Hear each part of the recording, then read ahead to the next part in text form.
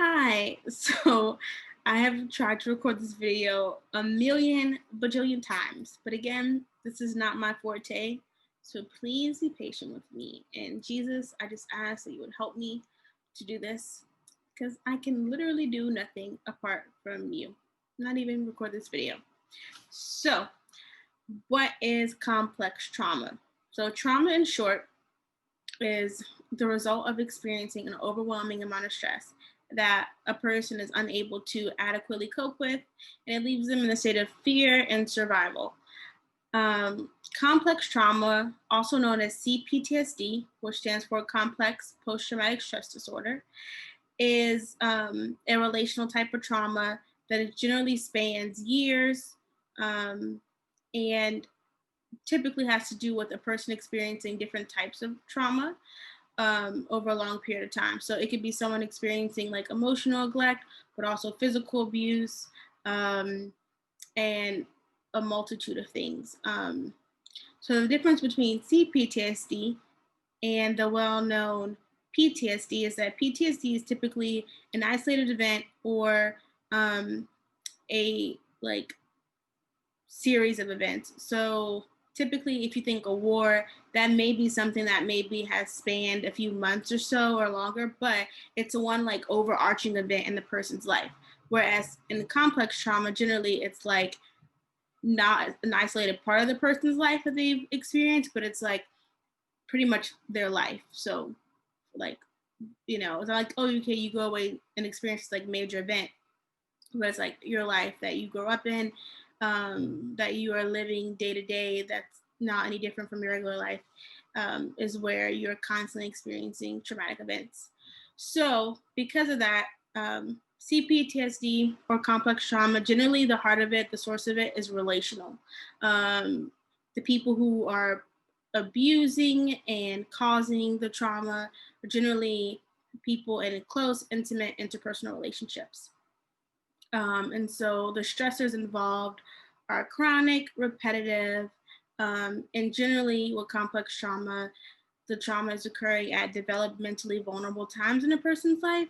And so human development is compromised. So a child who's growing up being sexually abused, emotionally neglected, maybe also like physically abused, they will not necessarily develop in the same way a child who hasn't experienced any of those things would. So let's get into the symptoms, or what I might call symptom clusters of complex trauma or CPTSD. There's 7 symptom clusters that mental health professionals use to like diagnose complex trauma. Even though it's not in the DSM-5, which is like the manual that psychologists and psychiatrists used, based on the wealth of recent research that we now have, mental health professionals still do recognize CPTSD and complex trauma as a real thing, even if it's not in the DSM-5. So here are the 7 symptom clusters. The first is difficulties with affect regulation or emotional regulation. So it's the person who maybe has a hard time like controlling their emotions, and so you will see like outbursts of anger, or someone getting overwhelmed really easily, or someone getting really sad, and then like kind of like major shifts to an emotion you'll see pretty quickly.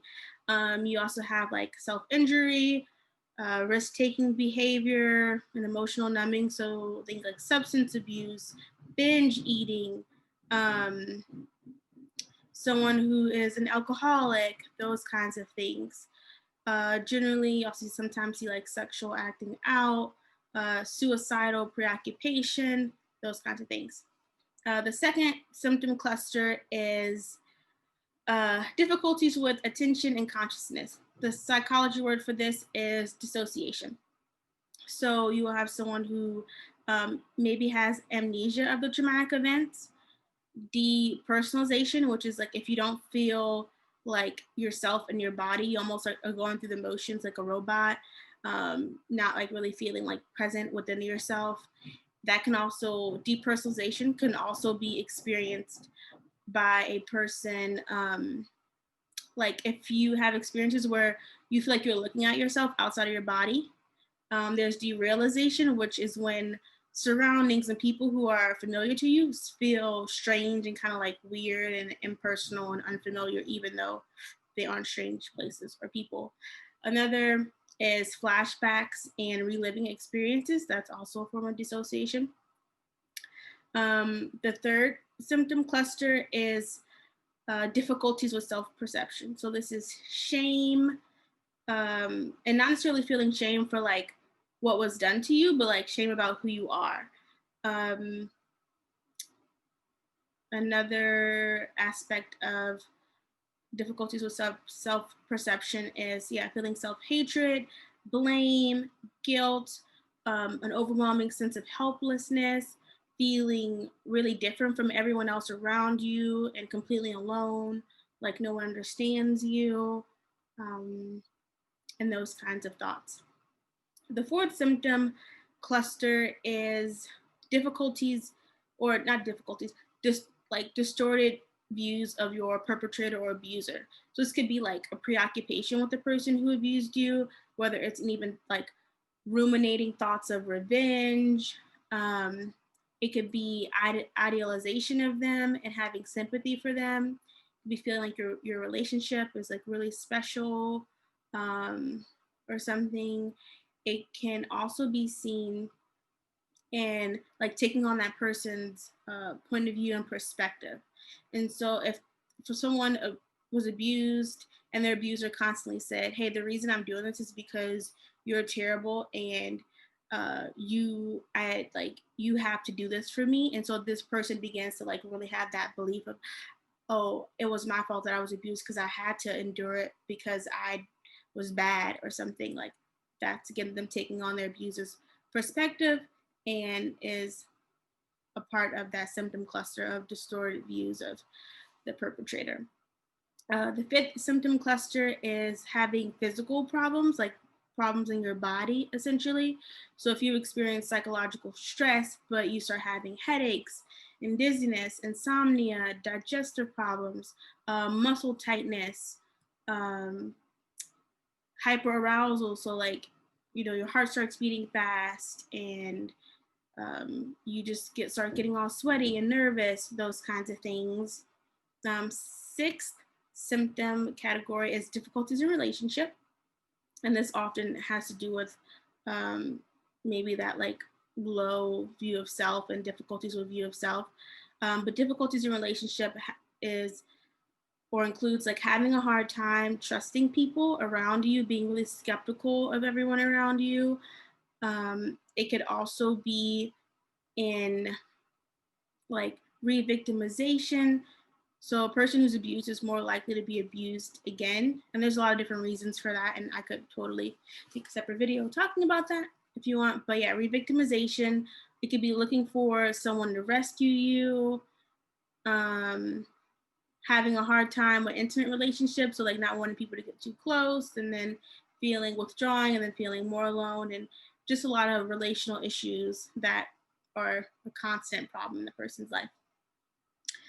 And the seventh category, I think I'm on 7, is difficulties with systems of meaning. So a person who's experienced complex trauma, generally, if they had any kind of faith or belief system, typically that's eroded and they have a hard time with the beliefs that they previously held, whether that's beliefs in God or whether it is beliefs about the world. You might have had a belief of people are good and there are people in the world who want to help me. And then after experiencing a bunch of traumatic events, you're like, most people are bad. I don't trust anyone. So if there's any beliefs that a person have had, complex trauma pretty much causes a lot of self-doubt and people lose a lot of the belief systems that they previously had. So those are the main 7, what I call symptom clusters. And like I can make a whole separate video on like what healing looks like, especially as a person who hasn't been officially diagnosed with complex trauma, but I hit every one of those 7 things. And so I can say, yeah, as a person who experienced complex trauma and has been healing especially a lot more in the last few months than previously, but God begun the work like a long time ago. And um, but he's definitely sped it up recently, and it's been wonderful. But healing basically is seen as a three-phase process in the medical or mental health profession. And the first phase is about safety and stability. So the traumatized person needs to be able to feel safe, and then the stability comes from developing healthy, adequate coping mechanisms. So if you do become overwhelmed really easily, like how do you practice deep breathing to help, you know? So basically, stability is all about developing an internal sense of stability and external sense of stability by diminishing those symptoms that feel really overwhelming and that make life difficult. And safety comes from having a like loving and healthy relationship where you go, where you can breathe and go, okay, I feel safe. And then that sets the stage for phase two, which is about trauma work. And it's about processing those traumatic memories. So that way, when you think of those things, when they come up, the emotions associated with them aren't like super overwhelming that causes you a bunch of internal chaos and again cause a lot of the problems that you had before. So once you have that safety and stability, then you can begin to like go into those old traumatic memories and start to do work to heal um, with the help of the Holy Spirit. And that is where like a lot of just like great healing happens. Like at the beginning of the year, I experienced a really um, traumatic flashback, and I had never experienced that before. And that's kind of what ultimately started me like doing this research and stuff. I had this flashback and was like, what's wrong with me? Do I have PTSD? Because my, you know, my mind, I think flashback PTSD, but I didn't know. And so I did a Google search and then I learned about CPTSD. Then a few months ago, I started doing a lot of heavy reading and studying of it. And I'm like, oh, okay, I see. And so, yeah, being able to process that memory with someone that I trusted and felt safe with was really healing. And now when I think of that memory, it's not so overwhelming and scary, and it doesn't cause me to like all the panic and internal chaos that I did before. So, and then the third phase, essentially after a lot of the trauma work has been done, um, through processing those memories, and there's a sense of safety and stability. The third phase is about, I guess, re-engaging life and relationships in a new way, from a new place, and taking those skills that you've learned along the way to re-engage life in a way that you previously weren't able to because of all the symptoms and how they made life difficult. So the thing about the three phases though is that they're not like concrete distinct phases that go into a linear direction. It's really easy to uh, just flow from maybe phase one, then you're in phase two, and then things get a little rough when you go into certain memories in phase two, and then you have to go back to phase one to establish that sense of stability and safety again. So it's not a straight process like, oh, okay, now I'm in phase two. I can't wait for phase three. It's like you might even be in phase three, then something might trigger you that you weren't even aware of was a trigger.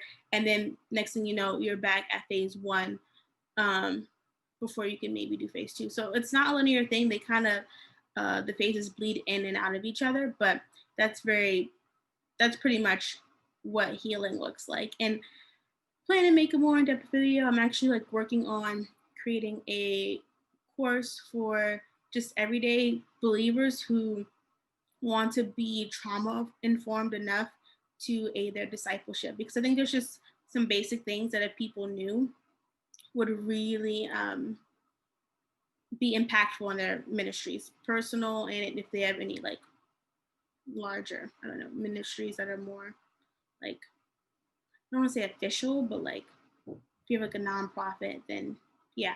So I hope you enjoyed this video. I hope it was informational and that perhaps you got something from it. Again, I started a Facebook group called Trauma Informed Discipleship and Ministry. So I'll put a link in the description below if you want to join that. Also, if you want to look at other ways you can support me as I continue to do this work, I have a link in the description of an Amazon wish list with just books about trauma.